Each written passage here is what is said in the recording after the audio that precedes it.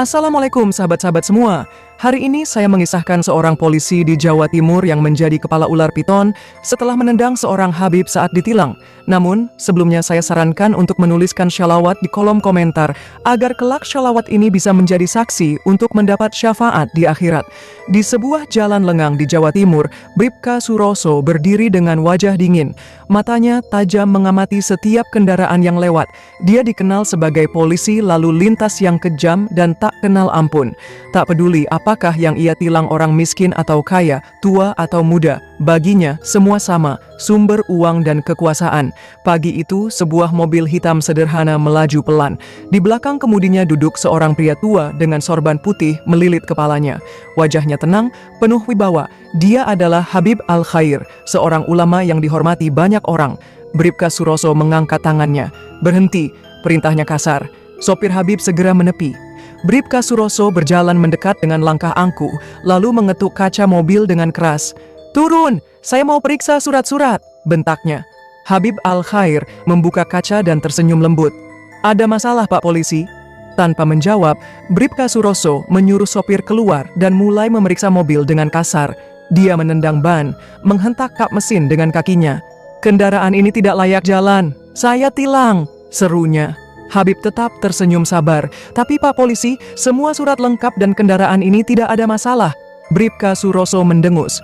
"Saya yang menentukan. Kalau saya bilang bermasalah, ia bermasalah." Lalu dengan arogan, ia menginjak bemper mobil dengan kakinya, menekan keras seolah hendak merusaknya. Para warga yang melihat kejadian itu mulai berbisik-bisik. Tiba-tiba, angin berhembus dingin. Langit yang tadi cerah mendadak mendung. Udara terasa berat, seperti ada sesuatu yang tak terlihat mengawasi. Bribka Suroso merasakan tubuhnya menggigil. Kakinya tiba-tiba lemas. Ia mencoba berbicara, tapi suaranya tercekat di tenggorokan. Tangannya mencengkeram lehernya sendiri, matanya membelalak, tubuhnya gemetar hebat. Para warga berteriak ngeri saat kepala Bribka Suroso perlahan berubah, kulitnya mengelupas, wajahnya memanjang, dan dalam hitungan detik, kepalanya berubah menjadi kepala ular piton besar. Lidah bercabang menjulur keluar, matanya berwarna kuning terang, bersinar menakutkan. Para warga menjerit, berlarian ketakutan. Habib Al-Khair tetap berdiri tenang. Ia menatap Bribka Suroso dengan tatapan dalam. "Ingatlah, siapa yang menindas orang tanpa alasan akan mendapat balasannya. Tuhan Maha Melihat." Bribka Suroso meronta, mencoba meraih wajahnya sendiri yang kini bersisik dan menyerupai reptil. Ia berteriak, tapi yang keluar hanyalah suara mendesis mengerikan. Tak lama setelah itu, beberapa anggota polisi lainnya yang menyaksikan perubahan Bribka Suroso hanya bisa terpaku dalam ketakutan. Namun, beberapa dari mereka segera sadar dan bergegas mendekatinya. "Pak Suroso, Anda tidak apa-apa?" seru salah satu rekannya, Aibda Herman. Meskipun jelas-jelas kepala Bribka Suroso sudah berubah menjadi kepala ular yang menjulurkan lidah bercabang, Bribka Suroso hanya mengerang. Suaranya kini bukan lagi suara manusia, melainkan desisan tajam yang membuat bulu kuduk berdiri. Tubuhnya masih berbentuk manusia, tetapi kepalanya telah sepenuhnya menjadi kepala ular piton besar dengan mata bersinar keemasan.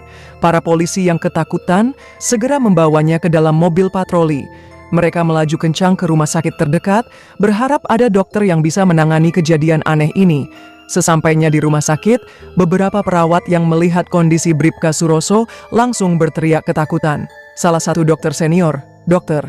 Haryo, mendekat dengan ragu-ragu. Ini manusia atau bukan?" gumamnya dengan wajah pucat. Mereka mencoba melakukan pemeriksaan, tetapi detak jantung Bribka Suroso terlalu cepat, suhu tubuhnya dingin seperti reptil, dan pupil matanya berbentuk vertikal layaknya ular. Semua alat medis gagal mendeteksi kondisinya. Bribka Suroso berusaha berbicara, tapi suara yang keluar hanyalah desisan panjang. Dokter-dokter yang ada di ruangan itu saling berpandangan. Tak ada yang berani menyentuhnya lebih lama. Akhirnya, Dr. Haryo mengangkat tangan tanda menyerah. "Ini di luar nalar kami, bawa dia pulang. Kami tidak bisa menangani hal seperti ini," katanya dengan suara gemetar. Para polisi yang membawa Bribka Suroso saling bertatapan. Mereka tidak punya pilihan lain selain membawanya pulang. Ketika sampai di rumah, istrinya, Busari, yang sedang memasak di dapur, langsung bergegas keluar setelah mendengar suara mobil patroli berhenti di depan rumahnya. Namun, begitu melihat suaminya turun dari mobil dengan kepala ular, panci yang dipegangnya jatuh berdebam ke lantai. Apa ini? Suroso? Ya Allah, apa yang terjadi padamu?" teriaknya histeris. Bribka Suroso hanya bisa menundukkan kepalanya yang kini bersisik. Air matanya atau sesuatu yang menyerupai air mata mengalir di pipinya yang bukan lagi kulit manusia. Bu Sari semakin panik, tubuhnya gemetar, dan ia hampir pingsan. Anak mereka yang masih kecil berlari mendekat, tetapi langsung menjerit ketakutan begitu melihat wajah ayahnya.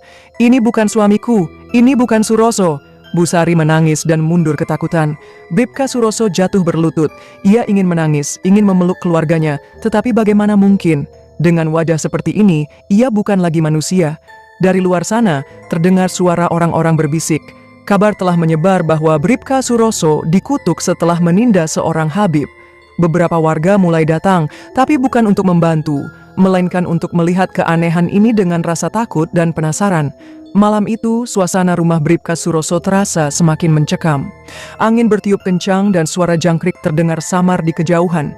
Cahaya lampu di ruang tamu terasa redup, seolah enggan menyinari ruangan.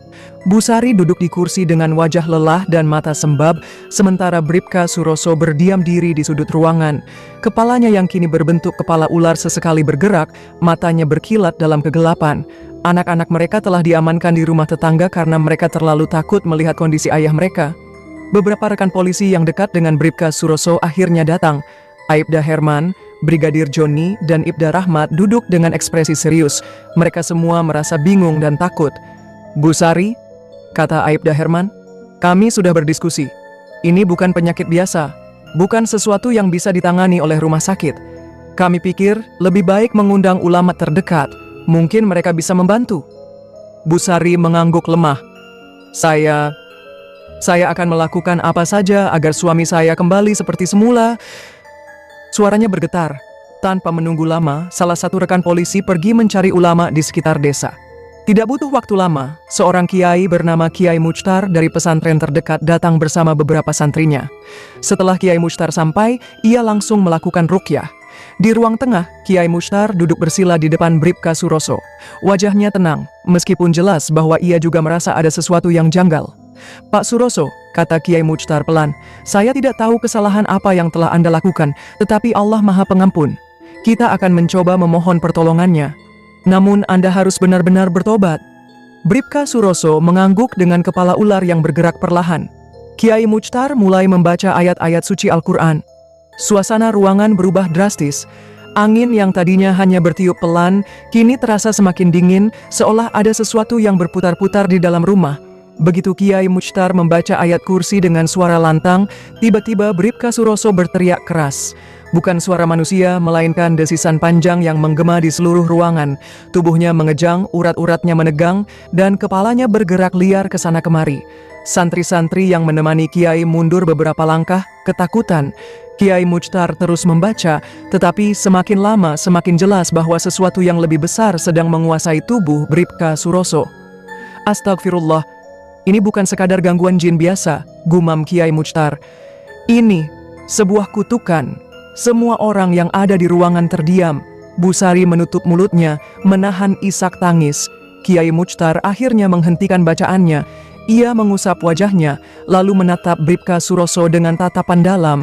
"Saya tidak bisa menyembuhkan Anda," katanya lirih. "Apa maksudnya, Kiai?"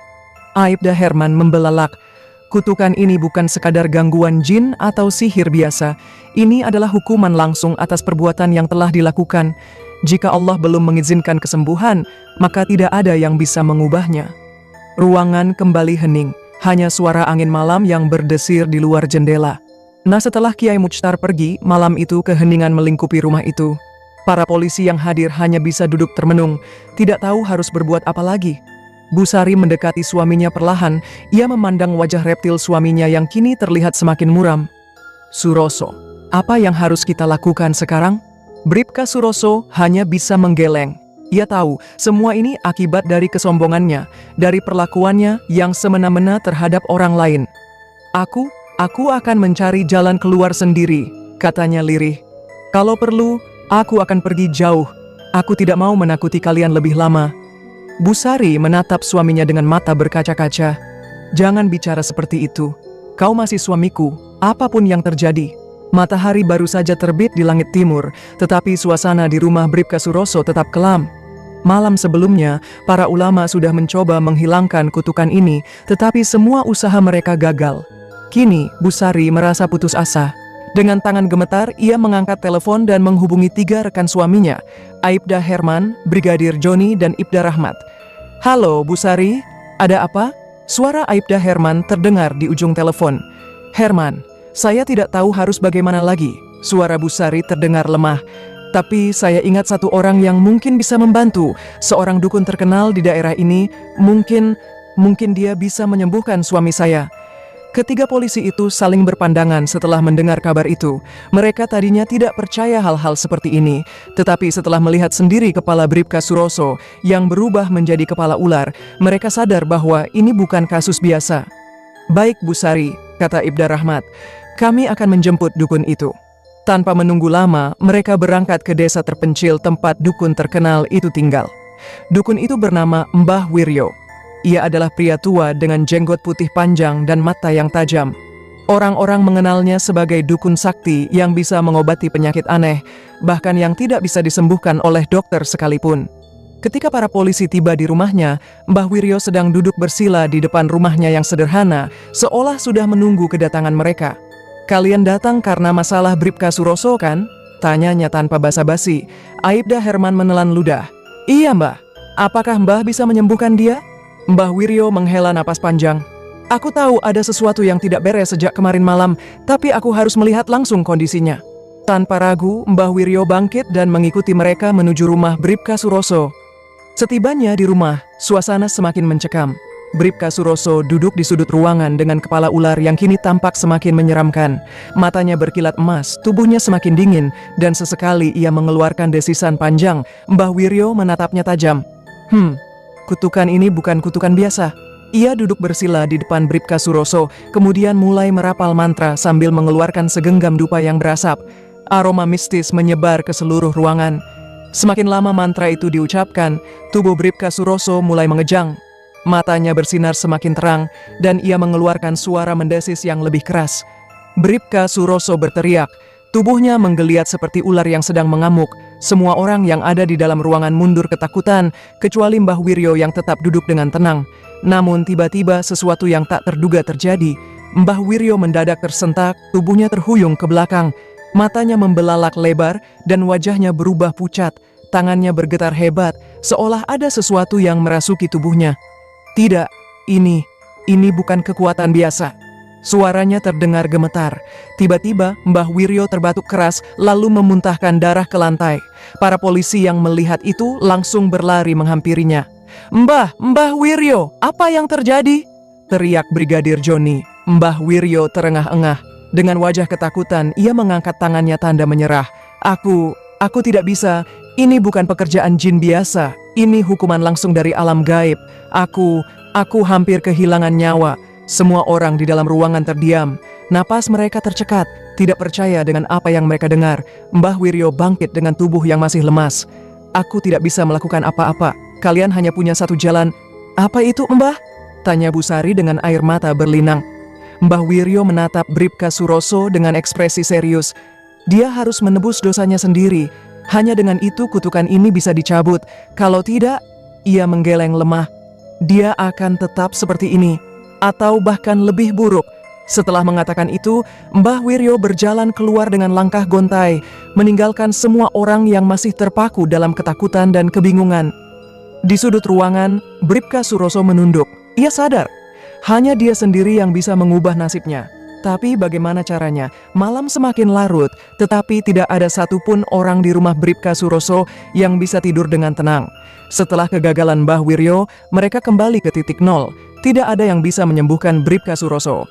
Di ruang tamu, Busari duduk bersama Aibda Herman, Brigadir Joni, dan Ibda Rahmat. Wajah mereka penuh kecemasan. "Jadi, sekarang apa yang harus kita lakukan?" tanya Brigadir Joni sambil menatap Busari. Busari menghela napas panjang. Mbah Wiryo bilang, "Hanya satu orang yang bisa menyembuhkan suamiku, tapi kita tidak tahu di mana Habib Al-Khair berada." Aibda Herman menggeleng. "Kami tidak punya kontaknya, Terakhir kali kami melihatnya adalah di jalan saat kejadian itu terjadi. Setelah itu dia menghilang.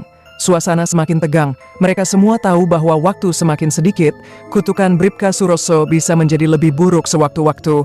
Bagaimana kalau kita hubungi Kiai Muhammad? Usul Ibda Rahmat. Beliau juga seorang ulama. Mungkin dia bisa membantu. Mereka semua saling berpandangan. Itu satu-satunya pilihan yang mereka punya saat ini. Tanpa menunda waktu, mereka segera pergi ke pesantren Kiai Muhammad yang terletak di desa sebelah. Sesampainya di pesantren, mereka disambut oleh santri-santri yang segera membawa mereka menemui Kiai Muhammad. Kiai Muhammad adalah seorang pria paruh baya dengan sorban putih dan senyum lembut. Namun senyumnya perlahan memudar ketika mendengar cerita tentang Bribka Suroso. Setelah mendengar semuanya, Kiai Muhammad menghela napas panjang. Aku bisa mencoba, tapi jika ini benar-benar kutukan yang berasal dari perbuatan Pak Suroso sendiri, maka ini bukan perkara mudah. Mereka semua kembali ke rumah Bribka Suroso, di mana Kiai Muhammad mulai membaca doa-doa dan ayat-ayat suci. Seperti sebelumnya, tubuh Bribka Suroso kembali mengejang. Kepalanya mendesis keras dan matanya bersinar semakin tajam. Namun, kali ini tubuhnya mulai berubah. Sisik di lehernya semakin jelas dan lidahnya semakin sering menjulur seperti ular yang siap menerkam. Kiai Muhammad menghentikan bacaannya. Wajahnya tampak tegang. Astagfirullah, ini bukan gangguan biasa, ucapnya dengan suara gemetar. Aku tidak bisa menyembuhkannya. Semua orang terkejut. Maksud Kiai? Tanya Aibda Herman. Kiai Muhammad menatap mereka dengan sorot mata serius. Seperti yang dibilang Mbah Wiryo, hanya satu orang yang bisa menyembuhkan Pak Suroso, dan itu adalah Habib Al-Khair. Tapi kita tidak tahu di mana dia, seru Brigadir Joni frustrasi. Kiai Muhammad tersenyum tipis. Jika kalian benar-benar ingin mencari Habib Al-Khair, maka kalian harus mencari dengan hati yang bersih. Dia akan muncul jika waktunya tiba. Mereka semua terdiam, mencerna kata-kata itu. Malam semakin larut dan udara terasa semakin dingin di teras rumah Bribka Suroso. Setelah kepergian Kiai Muhammad, Bu Sari masih termenung, pikirannya dipenuhi kecemasan. Bagaimana jika suaminya tidak bisa kembali seperti semula? Bagaimana jika kutukan ini semakin parah? Di sampingnya, Aibda Herman, Brigadir Joni, dan Ibda Rahmat juga tampak kelelahan. Mereka telah mencoba segalanya, tetapi jawaban yang mereka dapatkan selalu sama. Hanya Habib Al-Khair yang bisa menyembuhkan Bribka Suroso. Tiba-tiba Aibda Herman angkat bicara. Bagaimana kalau kita kembali ke tempat kejadian? Tempat di mana Bribka Suroso menendang mobil Habib Al-Khair. Brigadir Joni mengerutkan kening. Untuk apa? Mungkin di tempat itu kita bisa menemukan petunjuk. Atau mungkin kalau kita berdoa di sana, Habib Al-Khair akan melewati jalan itu lagi. Bu Sari menatap Aibda Herman dengan mata berbinar. Itu ide yang bagus. Kalau memang dia seseorang yang bisa menyembuhkan Suroso, mungkin takdir akan mempertemukan kita lagi di tempat itu. Tanpa membuang waktu, mereka segera bersiap dan berangkat menuju tempat kejadian di mana semuanya bermula. Ketika mereka tiba di lokasi kejadian, suasana jalanan terasa sunyi. Lampu-lampu jalan menerangi aspal yang dingin dan suara jangkrik terdengar samar di kejauhan. Bu Sari menatap jalan itu dengan penuh harapan.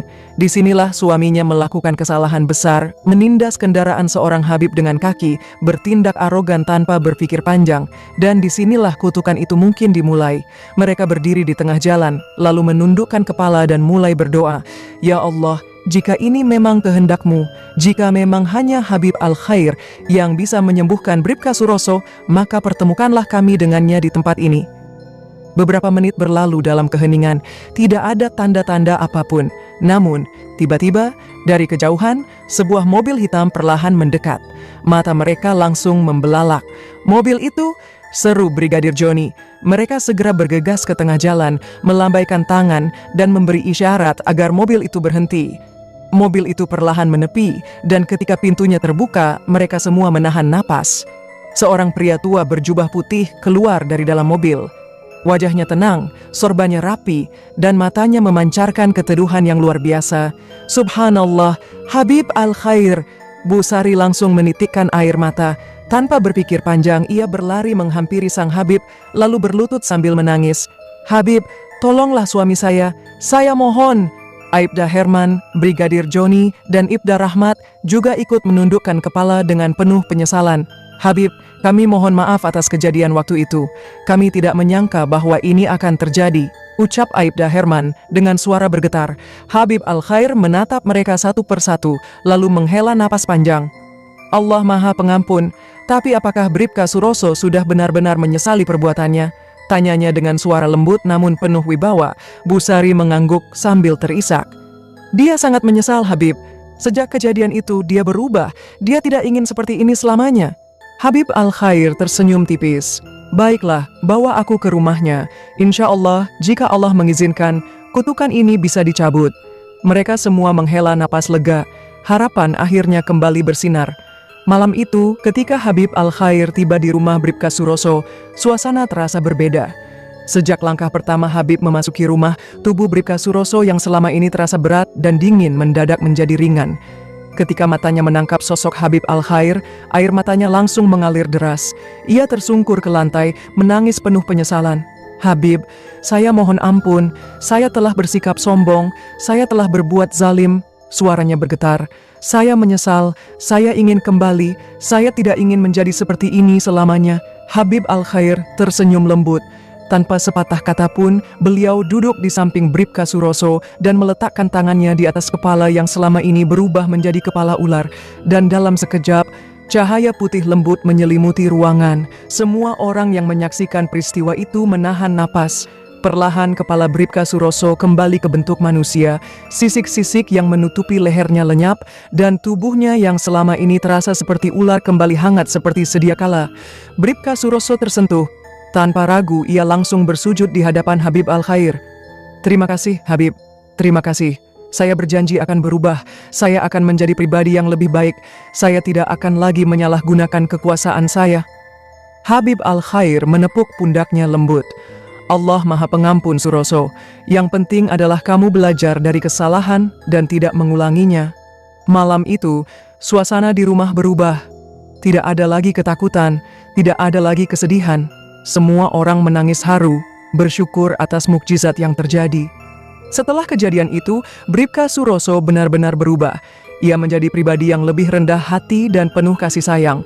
Ia tidak lagi bertindak sewenang-wenang, melainkan menjalankan tugasnya dengan keadilan dan ketulusan. Masyarakat mulai mengenalnya sebagai polisi saleh, seorang petugas yang tidak hanya menegakkan hukum, tetapi juga menebarkan kebaikan dan kebijaksanaan. Di setiap tugasnya, ia selalu mengingat satu hal, kesombongan dan kezaliman hanya akan membawa kehancuran. Hanya dengan keikhlasan dan keadilanlah seseorang bisa benar-benar dihormati. Dan di dalam hatinya, ia selalu menyimpan satu pelajaran penting dari peristiwa itu. Allah tidak pernah tidur. Setiap perbuatan, baik atau buruk, akan selalu ada balasannya. Semoga kisah ini dapat kita ambil sebuah pelajaran. Terima kasih atas perhatian Anda semua. Wassalamualaikum warahmatullahi wabarakatuh.